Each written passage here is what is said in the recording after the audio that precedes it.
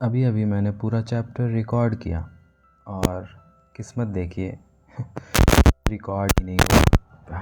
जो इतना गुस्सा आ रहा है ना मुझे। मैंने पूरा का पूरा पढ़ा और वो एक वर्ड भी रिकॉर्ड नहीं हुआ, पता नहीं क्यों।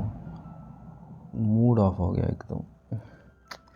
तो दोस्तों, मैं सैम से और स्वागत है आपका मेरे channel sets of story teller में। ये है हंटिंग एडेलिन का चैप्टर 14, जिसे मैं दोबारा रिकॉर्ड करने जा रहा हूँ। सो चलिए शुरू करते हैं। दया ने आके हैकिंग रोकने के लिए मेरा फ़ोन पर किसी तरह का ब्लॉक लगा दिया, जबकि मेरा दिमाग बार बार नग्न तस्वीरें पर घूम रहा था। दया की चिंता आदमी को लेकर थी जो मेरे फ़ोन तक पहुंच रखता था। वह मेरे सारे मैसेज देख सकता था, मेरी बैंक जानकारी तक पहुंच सकता था, मेरे फ़ोन को ट्रैक कर सकता था और मैं जहां भी जाऊं मुझे ढूंढ सकता था। लगता है हर दिन दया के लिए मेरी कद्र बढ़ती जा रही है। उसने मुझे एक सुरक्षा का एहसास दिया है जिससे मुझे कमी का एहसास ही नहीं था। मुझे जल्दी प्रपोज़ करना होगा उसे या कुछ और। फिर भी मेरी ज़िंदगी भर फिर भी कभी नग्न तस्वीरें नहीं लेने वाली। लेकिन बड़ी योजना में यह एक छोटी सी कीमत है। मैं अपने कमरे से कैमरा हटाने का फ़ैसला किया ताकि मुझे कम से कम थोड़ी राहत मिल सके। मुझे बस घर में नग्न घूमने से बचना होगा जब तक इस घिनौने व्यक्ति के बारे में कुछ नहीं हो जाता। अब काश आज के सबसे अच्छे दोस्त मेरी कान ना मार रही होती तो शायद मुझे रात में 1-2 घंटे और नींद आ जाती। बाकी दिन खामोशी में बीता। हम दोनों अपने अपने काम में खोए रहे। दया जो भी करती रही, मैं इस घर की हर तस्वीर निकाली और उनमें से कुछ भी छांटा। मुझे समझ नहीं आ रहा मैं असल में क्या ढूंढ रही हूँ। शायद गीगी मेरे दादा के अलावा किसी और आदमी के साथ। 1 घंटा ढूंढने के बाद मुझे एहसास हुआ कि वह तस्वीर में कैद लोगों के नाम और हर साल तस्वीर के पीछे लिखती है। मैंने रोनाल्डो का नाम ढूंढा लेकिन नहीं मिला। हैलोवीन आ रहा है, हम इस साल भूतिया घरों में जा रहे हैं ना? दया पूछती है। वो मेरे सामने वाले दरवाजे पर खड़ी है। रात को घर जाने वाले हैं। मैंने उसे एक अजीब सी नज़र से देखा। हैलोवीन मेरी पूरी ज़िंदगी है दया। बेशक हम भूतिया घरों में जा रहे हैं। मुझे ये बहुत पसंद है। यही वजह है कि मैं जैसे किसी व्यक्ति के लिए स्टॉकर का सबसे होना बुरी बात है। मैं डर का कुछ ज़्यादा ही आनंद लेने लगती हूँ। हॉरर के प्रति मेरा प्यार एक दिन मुझे मार डालेगा। ऐसा लगता है जैसे मेरा शिकार किया जाना था। छोटी चूहिया, यह नाम मुझे परेशान करता है। मैं शिकार नहीं हूँ। शैतान का मामला फिर से शहर में आ रहा है और उनके पास एक नया भूतिया घर है। दया मुझे वर्तमान में वापस लाते हुए याद दिलाती है। शैतान का मामला एक घूमता फिरता मेला है जो हर साल शहर में आता है। अगले शहर में जाने से पहले 2 रात रुकता है। वे ढेर सारे भूतिया घर और रोमांचकारी सवारी लगाते हैं। दया और मैं हर साल नियमित रूप से जाते हैं। पहले कुछ सालों के बाद भूतिया घर पहले से ही पहचाने जाने लगे। तब से वे उन्हें हर साल बदलते हैं और अब इन भूतिया घरों में घूमते फिरते मेले में देश के सबसे अच्छे भूतिया घर रहते हैं। तुम्हें पहले से ही पता है कि मैं कतार में सबसे आगे रहूँगी। हाँ, हमें पता है। सन की कहीं की वह चिढ़ाती है। हालांकि यह मेरा माँ की पसंदीदा गाली हुआ करती थी। मैं अब इसे खुद को परेशान नहीं करने देती।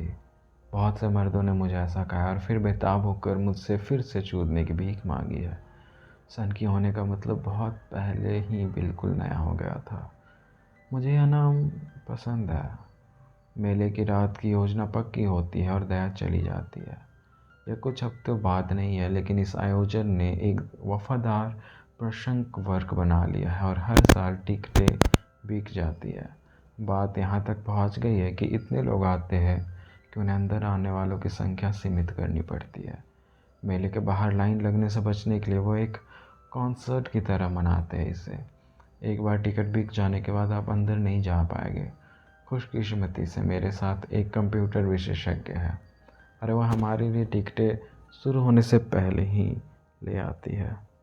जैसे ही दया के दरवाजे पे बंद होता है, मेरा फ़ोन बजता है। यह सोच कर कि दया मुझे मैसेज कर रही है कि वह कुछ भूल गई है, मैं अपना फ़ोन निकाल लेती हूँ और बिना यह जाने कि वह कौन है मैसेज खोलती हूँ। जैसे ही मैसेज देखती हूँ मेरा दिल बैठ जाता है। अज्ञात। अपनी सज़ा के लिए तैयार हो जाओ छोटी चुहिया। मैं ऊपर देखती हूँ और खिड़की की तरफ दौड़ती हूँ। वह बाहर नहीं खड़ा है। दया भी अभी ड्राइवर से निकल कर तेज़ी से भाग रही है। उसकी टेल लाइट्स पेड़ों के बीच से गायब हो रही है। मैं पीछे मुड़ती हूँ, घबराई हुई हूँ।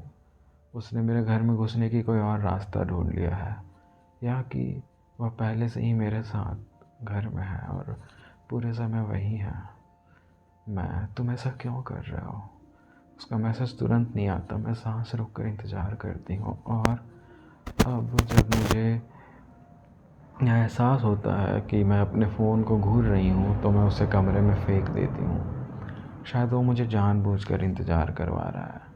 आखिरकार मेरा फ़ोन बजता है। मैं उसे खोलने से पहले खुद को 1 मिनट रुकने के लिए मजबूर करती हूँ, सिर्फ उसे चिढ़ाने के लिए। स्ट्रेंजर, तुम मुझे परेशान कर रही हो। यही सही है कि मैं उससे जज्बात का जवाब दूँ। मैं निकल जाती हूँ। मेरे अंदर घबराहट की ऊर्जा दौड़ रही है और मैं सोच रही हूँ कि कैसा जवाब दूँ। स्ट्रेंजर, जब तुम डरी हुई होती हो तो बहुत खूबसूरत लगती हो। फ़ोन की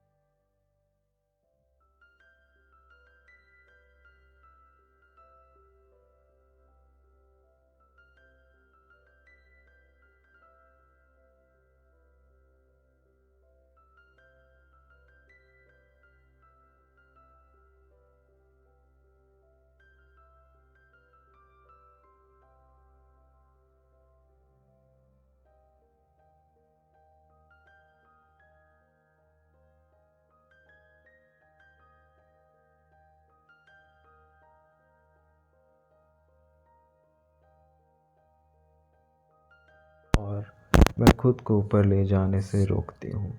अपने घर में एक पागल आदमी को देखने से रोक लेती हूँ। समझदारी इसी में होगी कि पुलिस को फ़ोन कर दूँ।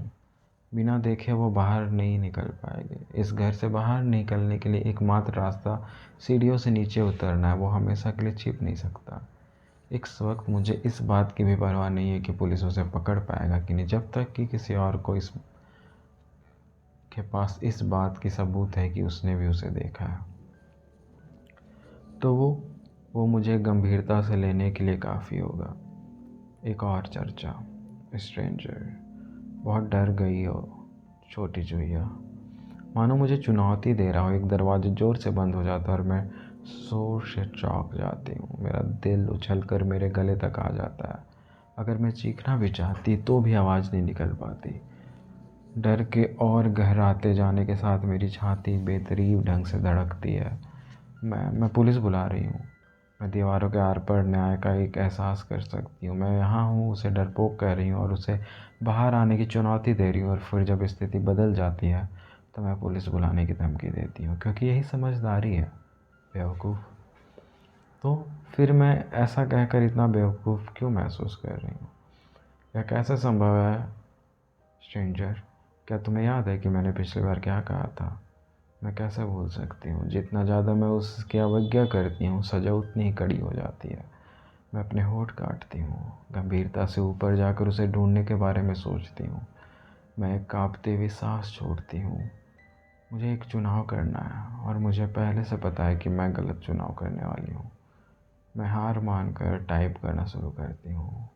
मैं आ रही हूँ बेवकूफ़। मैं एक हाथ में अपना फ़ोन दूसरे में चाकू पकड़े रहती हूँ। मैं किसी भी हालत में दोबारा बेवकूफ़ नहीं बनूँगी और चाकू नहीं गिराऊँगी। यही मेरा पकड़ में मजबूती से टिका हुआ है, ठीक वैसे ही जैसे इस आदमी को ढूंढते ही यह मेरे चेहरे पर मजबूती से टिका होगा। मैं चुपचाप सीढ़ियाँ चढ़ती हूँ, लेकिन मुझे यकीन है कि उसे आने की सुनाई देती है कि नहीं। इससे कोई फ़र्क नहीं पड़ता। मुझे एक भयानक एहसास हो रहा है कि वह, भले ही मैं उसे ढूंढ आ रही हूँ, लेकिन वह मुझे पहले ही ढूंढ लेगा। वह जाना पहचाना सा नशा मेरे पेट में बैठ जाता है। यह खाली पेट में शराब की तरह घूमता है। मेरे माथे पर पसीना आ जाता है और मेरे मुंह में ऐसा लगता है जैसे मैंने रेत निगल ली हो। मैं बहुत डर गई हूँ। दलान के दोनों तरफ स्कोन्स की एक कतार से बस इतनी रोशनी मिलती है कि देखा जा सके कि कोई है या नहीं। मैं अपने फ़ोन की टॉर्च जलाती हूँ और फिर पहले कमरे में शुरू करती हूँ। मैं धीरे धीरे हर कमरे में जाती हूँ और आगे बढ़ने से पहले तुरंत बाएं और दाएं देखती हूँ। मैं दरवाजे से पीछे की और कमरे के हर कोने में जांच करती हूँ। अलमीरा सबसे ख़राब हिस्सा है। दरवाज़ा खोलना हो और यह जानना कि मेरे सामने किसी आदमी को हो सकता है, कैसा आदमी जो मुझे सज़ा देना चाहता है। पहले अलमीरा खाली देखकर मेरी आंखों में आंसू आ गए। बेचारा मेरा दिल इस समय बहुत तेज़ी से धड़कनों से जूझ रहा है। मुझे नहीं लगता कि मेरे खून में इतना डर ठीक है। फिर भी मैं आगे बढ़ती हूँ और पाती हूँ कि अगले 2 कमरे भी पूरी तरह खाली है। इस दालन में बस 2 और कमरे हैं और एक बाथरूम बचा है। और आखिर में, दालन से बिल्कुल आखिर में, एक दरवाज़ा है जो अटारी की ओर जाता है। अगर वह ऊपर है तो वह वहीं रहे। मैं उसे ढूंढने के लिए अटारी में बिल्कुल नहीं जा सकती। मैं खुशी खुशी हार मान लूँगी। गहरी सांस लेते हुए मैं अपने बेडरूम की ओर देखती हूँ। अटारी के अलावा इस दालन में यही एक कमरा बचा है जिसका दरवाज़ा बंद है। उसे इस समय क्या महसूस हो रहा है? दूसरी तरफ खड़ा मेरे अंदर आने का इंतज़ार कर रहा है। हमारी भूमिकाएं बदल गई है। इस बार मैं दरवाजे के बाहर खड़ी हूँ, फिर भी मैं ही डरी हुई हूँ, जबकि वह शांति से मेरा इंतज़ार कर रहा है। उन सभी बातों का अंदाज़ा लगा रही हूँ जो वह मुझे कहने वाला है। मेरे साथ क्या करेगा वो? मुझे चोट कैसे पहुँचाएगा? मुझे सज़ा देगा? अपनी रीढ़ मजबूत करते हुए मैं कुंडी घुमाती हूँ और दरवाज़ा खोलती हूँ। जब वह खुलता है तो एक चीख मेरे गले तक पहुँच जाती है। उसने छिपने की भी कोशिश नहीं की है। मेरे बालकनी के दरवाजे खुले हैं, लेकिन चांदनी अंदर आ रही है और वहाँ सफ़ेद रोशनी में लिपटी एक काली आकृति मेरी परछाई है। चेहरे पर एक दुष्ट मुस्कान और हाथ में एक ब्लेड लिए मुझे घूर रहा है। तो दोस्तों, ये चैप्टर छोटा था and I am little tired, little क्या, मैं बहुत टायर्ड हूँ, मुझे नींद आ रही है। I will continue next chapter in next video. ठीक है, ये आप 13 मिनट का छोटा चैप्टर यहाँ से आप सुन के रह लो। मेरी आवाज़ से ही आपको पता चल रहा होगा, स्लीपी वॉइस, या I should make videos in sleepy voice और मॉर्निंग में उठने के बाद। I find it attractive, sexy, और जो बोल लो, I don't know. Okay guys, bye, lots of kisses, bye bye, good night.